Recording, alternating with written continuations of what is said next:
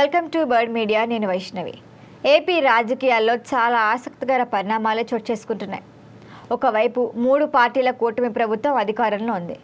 మరొక వైపు కేవలం 11 స్థానాలతో వైసీపీ ప్రతిపక్షంలో ఉంది అని చెప్పలేం గానీ ఉంది. అయితే అధికార ప్రతిపక్ష హోదా మాత్రం ఇప్పటికీ వైసీపీకి దక్కలేదు. మరి ఆ హోదా లేకపోతే నేను అసెంబ్లీకి రాను అంటూ బెట్టు చేస్తూ ఉన్నారు వైఎస్ జగన్మోహన్ రెడ్డి. మరి ఇలాంటి అన్ని పరిస్థితులు నడుస్తూ వస్తున్నాయి. శాసన మండలిలో మాత్రం వైసీపీ గట్టి వాయిసే వినిపిస్తోంది. ముఖ్యంగా ప్రతిపక్ష నేతగా ఉన్న బొత్స సత్యనారాయణ కీలక పాత్రనే పోషిస్తున్నారని చెప్పొచ్చు.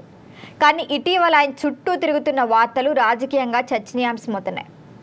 అయితే బొత్స ఒక సీనియర్ నాయకుడు, ఉత్తరాంధ్రలో చాలా గట్టి ప్రభావం ఉన్న నేత. ఆయన ప్రస్తుతం శాసన మండలిలో ప్రతిపక్ష నేతగా వ్యవహరిస్తూనే పార్టీకి సంబంధించిన కీలక బాధ్యతలు చూస్తున్నారు.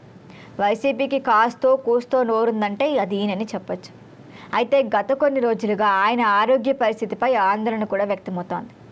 ఇటీవల ఆయన ఒకసారి బ్రెయిన్ స్ట్రోక్ వచ్చి ఆయన ఆరోగ్యమే తీవ్రంగా క్షీణించింది. దాంతోపాటు శాసన మండలి సమావేశాల సందర్భంగా కాగ్ నివేదికపై చర్చ జరుగుతుండగా ఆయన ఒక్కసారిగా మాట్లాడుతూనే అస్వస్థకు గురయ్యారు. ఆయన బీపీ అకస్మాత్తుగా పెరగడంతోనే కింద పడే పరిస్థితి వచ్చింది. మరి పక్కనే ఉన్న సభ్యులు పట్టుకోవడంతోనే ప్రమాదం తప్పిందని చెప్పొచ్చు. దాని తర్వాత ఆయనకు అధిక రక్తపోటు ఉన్నట్లుగా తేలింది. మరి ఇదే సమస్యతో కొద్ది రోజుల క్రితం ఆసుపత్రిలో కూడా చికిత్స పొందినట్లుగా సమాచారం. మరి ఇలాంటి ఆరోగ్య సమస్యల మధ్య ప్రతిపక్ష బాధ్యతలు నిర్వర్తించడం అంటే ఎంత కష్టమో తెలుస్తోంది. ముఖ్యంగా శాసన మండలిలో అధికార పార్టీ నుంచి గట్టిగా ప్రతిస్పందన వస్తున్నాయి. మంత్రులు కూడా కఠినంగా జవాబులు ఇస్తున్నారు.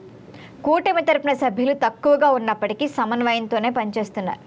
మరి ఈ నేపథ్యంలో ప్రతిపక్ష వాయిస్ నిలబెట్టడం సవాళ్లుగా మారింది. సొంత పార్టీ నేతే మండలి చైర్మన్గా ఉన్న పరిస్థితి మాత్రం వైసీపీకి అనుకూలంగా ఖచ్చితంగా లేదు. మరి ఇలాంటి ఒత్తిడి, ఆరోగ్య సమస్యలు కలిపి బొత్సాకి భారంగా మారినట్లుగా తెలుస్తోంది. ఆయన కూడా మునుపటిలా తన ఆరోగ్యాన్ని పణంగా పెట్టి రాజకీయాల్లో చురుగ్గా ఉండటం కష్టమవుతోందని ఆయన సన్నిహితుల వద్ద కూడా ఆవేదన వ్యక్తం చేశారనే వార్తలు వస్తున్నాయి.